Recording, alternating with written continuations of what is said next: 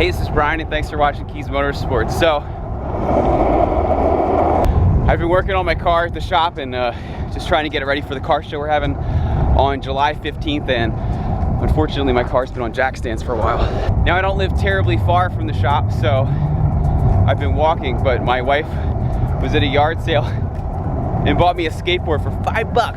$5! So thank you, honey, for my new mode of transportation. Now I'm not new to skateboarding.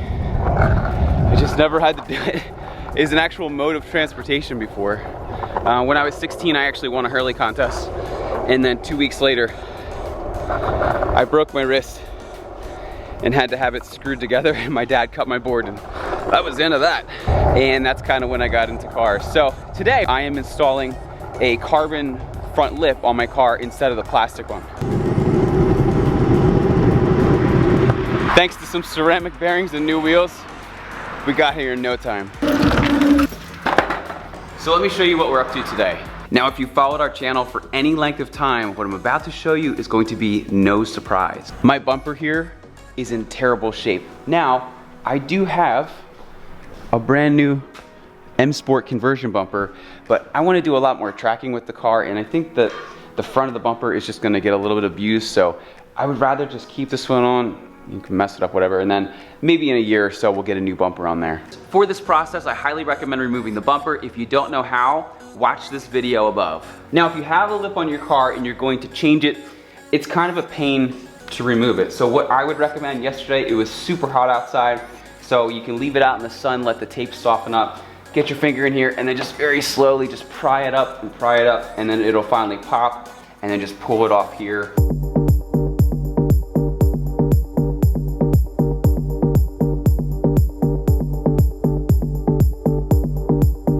This next clip is gonna be very painful to look at, so if you have a weak stomach, please turn away. When I bought my car last year, we made a follow-up video on what to look for when buying a used car, and this is an example of poor previous ownership.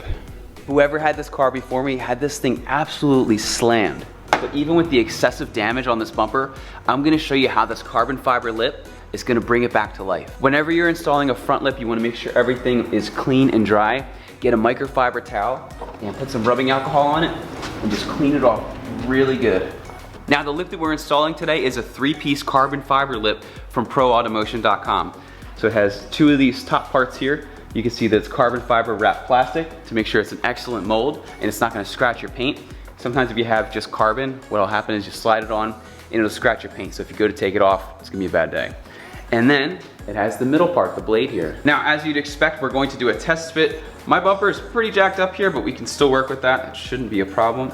So just get this, slide it over like that. And even with my jacked up bumper, you can still see that it fits really, really nice. Once you're done test fitting, get your clean microfiber towel with some rubbing alcohol and wipe down the inside of this. We wanna make sure everything's gonna stick really good. Then you can test fit and wipe down the other side. At this time, you're gonna need some 3M double-sided molding tape, and you can either apply it on the inside of the actual lip, or you can apply it directly to the bumper. For this installation, I'm gonna do it directly to the bumper. So my first piece is gonna be here. Then I'm gonna put a strip across the top. When I installed my last lip, I just had a piece in the middle here and a piece up top, and it held up super strong. It was actually really difficult to get off. But this one, I'm just gonna go a little bit extra and put a 3rd strip on. Now we can peel the backing off. Now we're not there yet, but some people, what they like to do on the top, and I did it on my last lip actually, is you get it just like this, and then you can put your lip on, and then you can slowly remove the tape as you're installing it. I have a different method I want to use today, so I'll show you that in just a second, but whatever method works best for you, you're welcome to do. What I want to do is I want to get the face to mount, and I'm going to lift up the top here. Just going to give it a little bit of flex, and then I'm going to push it really far back and then put it down on the tape. So I'm going to line this up. Gonna make sure that I push everything back as far as I can. I want this to have really, really, really good fitment. With this tape, it works best if you press and hold it for about 30 seconds or so. So what you can do is just hold it wait 30 seconds or so, and move to the next piece. This is gonna make sure that everything is gonna stick really, really good. All right, this side is done. And as you can see, the fitment is spot on. And it took my bumper just to compare it even with this side. I mean, look how gross that is. But this hides it to make it look so much better. Now we're going to do the exact same thing to the other side.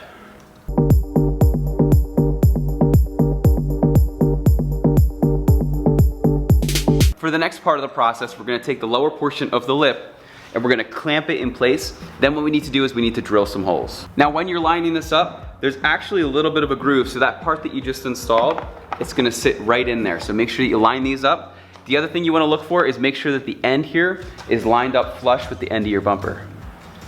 I find it easiest if you clamp one side, then lightly clamp the other side.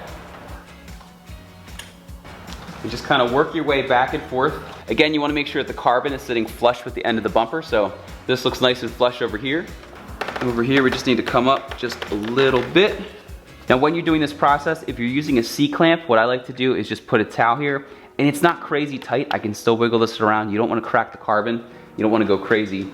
It's a little bit easier if you use these clamps, but just wanted to show both styles.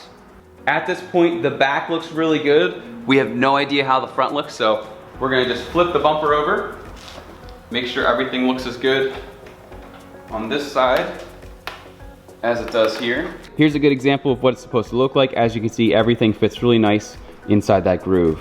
We're gonna have to drill some holes for this next part of the process, so what I like to do is just start on one side and then work on the other. So I'm just gonna put an extra clamp, make sure nothing moves. We'll drill them out, then we'll move the clamps on the other side, and we'll keep going. What I'm gonna do is I'm gonna start with my 3/8 bit and I'm gonna drill out the existing holes. And these holes, once again, are for those plastic fasteners or the 8mm screws. We'll locate where these holes are.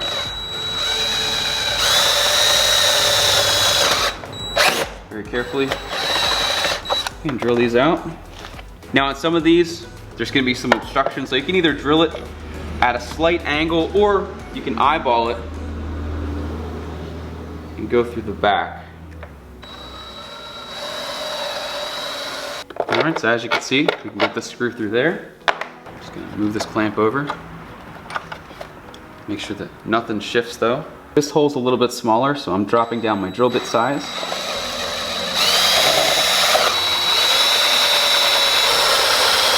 Now what I'm going to do is I'm going to drill about 1.5 inches, 2 inches lower than these holes, and I'm gonna install these bolts here. You can see I have a bolt and 2 washers, and then I have a locking nut with a little nylon thing in it. So this is gonna make sure that everything stays extra secure. And what this is going to do, by installing it down here, it's not gonna interfere with any of these clips or that underbody paneling. Okay, so I'm gonna put one right here. I'm gonna take my bolt and a washer, feed it up through here. Tighten this up. Looks good. So that nut and bolt isn't going anywhere. I'm gonna do another one over here. And again, make sure that when you're doing this, you don't go too hard. You don't want to crack anything. You just want to make sure everything's nice and secure. Okay, at this point, I can get rid of these clamps. It goes away. Another one over here.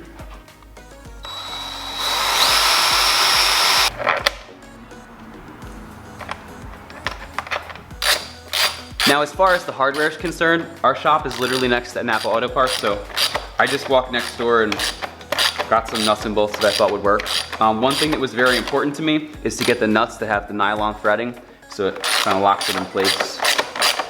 Now, I was contemplating putting a 4th bolt in. This thing is so solid because I use these nuts and bolts that I'm not even going to. I wouldn't use less than 3. You can use 5 if you want to, if you feel more comfortable with that, but yeah, I wouldn't use less than 3, but 3 seems really solid, especially if you're using nuts and bolts like these. All right, we have that side completely lined up. What you want to do is just double check your alignment on this side. Make sure that everything is good. I am going to completely loosen that so that I can get this good. And once you have it where you like it, lock that in place. And just like before, always a good idea to just double check it. Then do exactly what you did on the other side. Drill those holes for these plastic rivets and also those 8mm screws. Then drill the holes for the nuts and bolts.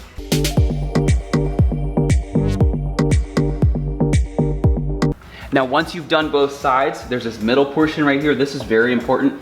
You also want to drill this out and put a nut and bolt in here because this is what's going to control all of the weight in the center.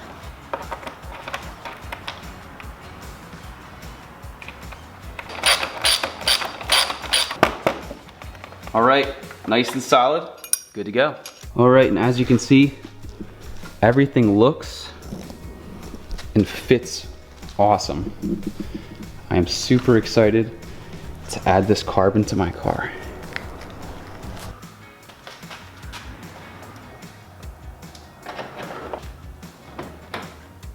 Everything is fully installed. Everything is rock solid, a lot more solid than my plastic one was. And I think it goes really good with the other carbon accents that I have. So you can see my hood here. I also have the ProAutoMotion mirror caps. It's a little dirty, but I have the trunk lip from ProAutoMotion. And really, I think there's only one piece of carbon that I'm missing, but we'll save that for another day. Again, this is Bryan, and thanks so much for watching Kies Motorsports. If you are interested in some amazing carbon, M-Sport conversions, or other aesthetics for your BMW, be sure to check out our site, ProAutoMotion.com, which, if you didn't know, is a Kies Motorsports company. Also, check out KiesMotorsports.com for all of your BMW retrofit and performance needs. Again, my name is Bryan. Thanks so much for watching, and have a great day.